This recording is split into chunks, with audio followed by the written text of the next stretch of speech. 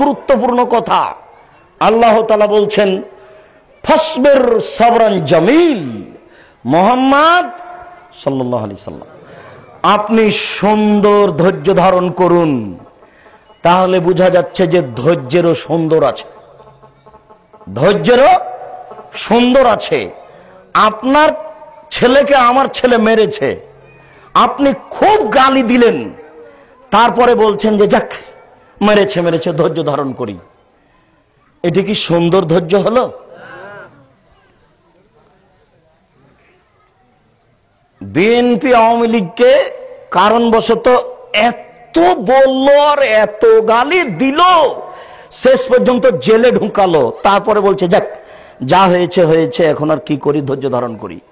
এটি কি ধৈর্য হলো? বড় ছেলেটা মারা গেছে, 3-4 দিন 1 সপ্তাহ যাও কাঁদলেন, ওরে আমার উমুক ওরে আমার তুমুক, খুব কাঁদলেন। তারপর 8-10 দিন পরে বলছেন যে আচ্ছা যাক ধৈর্য ধারণ করি। এটি কি ধৈর্য? জি না।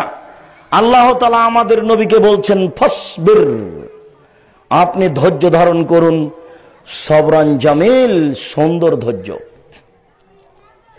একটা লোক আপনাকে গালি দিয়েছেন, এখনই আপনি শুনলেন যে অমুক আমাকে গালি দিয়েছে, আপনি এখন ক্ষমতাশীল দলের সাথে আছেন, আপনি যদি বলে দেয় কে রে, তাহলে আপনার কাছে ধৈর্য নেই। শুনেছেন তো একটু থামেন, আচ্ছা দেখি বিষয়টি, আচ্ছা ঠিক আছে তুমি বললে বিষয়টি দেখব, একটু থামেন, 2-3 দিন হোক, এটা একটু ঠান্ডা হোক, তারপরে আপনি পদক্ষেপ নিন। কি ঘটনা? আপনি তাহাজ্জুদ খালি শেষ করেছেন, এর একজন এসে বলছে আপনাকে, তখন আপনি বলছেন থামেন, আগে আগে দেখে নিব তারপরে কোনো কথা। এই তাহাজ্জুদের লাভ হবে না, এর কাছে ধৈর্য নেই। ধৈর্য কি জিনিস আর একটু দেখায়।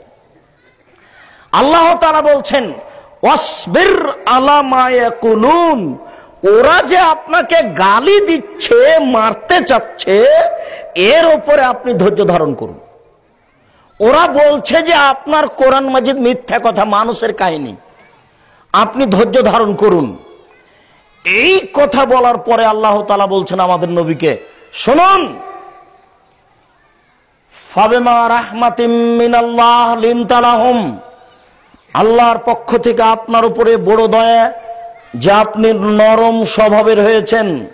সাবধান, আপনি কঠোর কর্কশ হবেন না, এটা আল্লাহর দয়া বড় যে আপনি নরম স্বভাবের হয়েছেন। 1, 2 ফাফু আনহুম, ওরা যে গালি দিয়েছে আপনি সেটা মাফ করুন, ওদেরকে আপনি মাফ করে দেন। যাক ওরা না বুঝে আমাকে গালি দিয়েছে।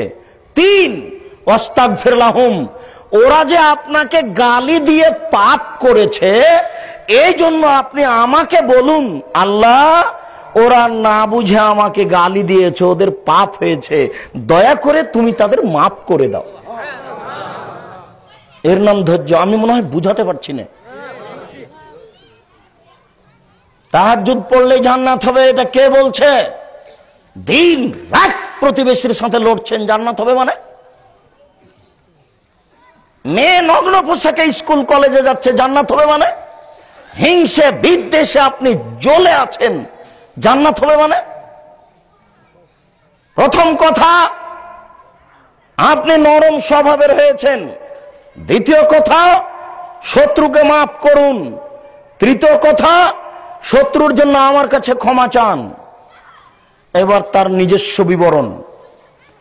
তিনি সিজদায় গেছিলেন, আবু জাহাল, ওতবা, সায়বা ওরা একটা উটের ভুঁড়ি নিয়ে এসে তার মাথায় চাপিয়ে দিল।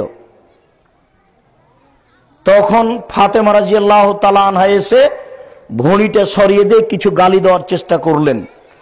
আল্লাহ রাসূল সালাত শেষ করে বদদুয়া করলেন, আল্লাহ ওতবা, সায়বা, ওয়ালিদ ইবনে মুগীরা, আবু জাহাল এদের তুমি ধ্বংস করো, এইভাবে বদদুয়া করলেন। এই বদদুয়া কবুল হলো 12 বছর পরে গিয়ে উহুদের যুদ্ধে, বদরের যুদ্ধে। বদরের যুদ্ধের পূর্বে তিনি বলেছিলেন, শোনো আমার সঙ্গী সাথী, এখানে পড়বে ওতবা, এখানে পড়বে সায়বা, এখানে পড়বে ওয়ালিদ ইবনে মুগীরা, এখানে আবু জাহাল, এভাবে আঙ্গুলের দাগ দিয়ে দিয়েছিলেন। 12 বছর পরে নবীর দোয়া কবুল হয়, তবুও তিনি ধৈর্য হারাননি। আর আপনি আজকে রাতে বললেন আল্লাহ তুমি আমার ছেলেকে বিপদ থেকে বাঁচাও, দেখা গেল যে বিপদ হয়ে গেছে, তখন আপনি বললেন যে খুব দোয়া করেছি কবুল হয় না। তা আপনার কাছে কি ধৈর্য আছে? একজন নবীর দোয়া কতদিন পরে কবুল হচ্ছে? 12 বছর পরে। তা আপনি তো দোয়া করছেন দাড়ি চাঁচা আছে, আপনার যে কি দোয়া কবুল হবে আমিও নিজে বুঝি না। আপনি দোয়া করছেন সুদ ঘুষের, আপনি দোয়া করছেন আপনার সুদ ঘুষের খাদ্য আছে, কি দোয়া কবুল হচ্ছে আমি এটা নিজেও বুঝি না। প্রতিবেশীর সাথে দিন রাত তর্ক বিতর্ক চলছে, কি দোয়া কবুল হবে আমরা বুঝতে পারি না। আপনাকে একটু পরে বুঝিয়ে বলবো, এই অংশটুকু আর একটু বলি। আল্লাহ রাসূল